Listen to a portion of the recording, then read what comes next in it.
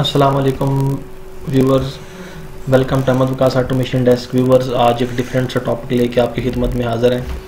आज का जो टॉपिक है इसके अंदर हम देखेंगे कि एलएस का जो वीएफडी है IG5A, इसके अंदर जो मोड बस की कम्युनिकेशन है RS485 वो किस तरह से की जाती है और इसके लिए कौन कौन से पैरामीटर्स जो हैं वो रिक्वायर्ड हैं। तो व्यूवर्स, टॉपिक की तरफ बढ़ने से पहले मैं आप सब लोगों से रिक्वेस्ट करूँगा मेरे चैनल को लाइक करें, सब्सक्राइब करें, ताकि टेक्नोलॉजी से रिलेटेड जो वीडियोज़ हैं वो टाइमली आप तक पहुँच सकें। तो मोड बस कम्युनिकेशन पे शिफ्ट करने के लिए सबसे पहले हमने इसकी जो कंट्रोल वायरिंग है वो करनी है। तो जैसा कि आप सब लोगों को पता होगा कि मोड बस कम्युनिकेशन जब हम करते हैं तो उसके लिए हमें PLC की ज़रूरत होती है, यानी थ्रू PLC जो है वो हम RS485 जो है वो चलाते हैं। बेसिकली RS485 पे इसको शिफ्ट क्यों किया जाता है कि तमाम स्विचिंग और तमाम जो रन टाइम डेटा है वो हम थ्रू PLC HMI पे देख सकते हैं और HMI से ही इसको सारी इनपुट्स दी जाती हैं, स्विचिंग, फ्रीक्वेंसी, रिवर्स फॉरवर्ड, जो भी इन्वर्टर को रिक्वायर्ड है।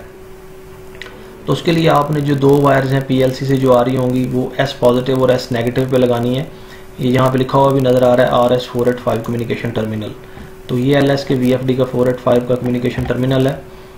तो इसका जो मैं मॉडल है वो आपको दिखा देता हूँ।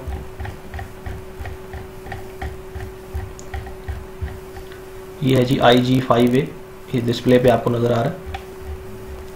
तो सबसे पहले आपने दो वायर्स जो हैं वो लगानी है। दो वायर्स लगाने के बाद 485 कम्युनिकेशन की वायरिंग कंप्लीट हो जाएगी। उसके बाद हमने जाना है इसके पैरामीटर्स की तरफ कि इसको 485 पे चलाने के लिए कौन कौन से जो बेसिक पैरामीटर्स हैं वो करने ज़रूरी हैं।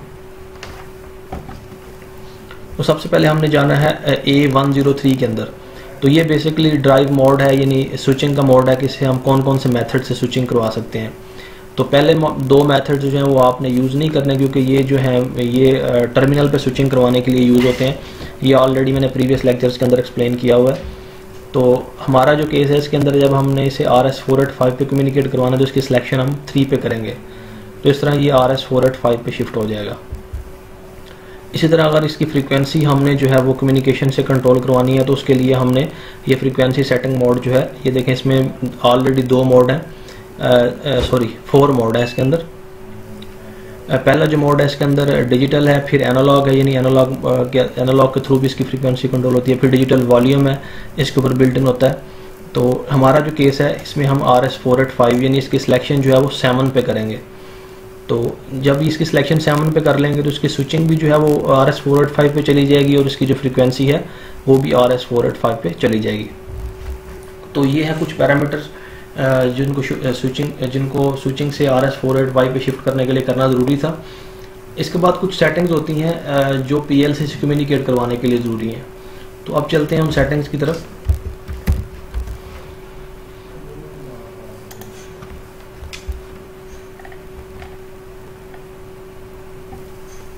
ये देखें जी, ये हमारे पास कम्युनिकेशन प्रोटोकॉल की सेटिंग आ चुकी है। उसका जो पैरामीटर है इसके अंदर हमने सबसे पहले इसको मोड बस RTU पे सिलेक्ट करना है। ये नज़र आ रहा है इसको, यानी 0 पे सेट करेंगे। इसके अंदर 0 और 1 दो ऑप्शन हैं, हमने इसको 0 पे सेट करना है।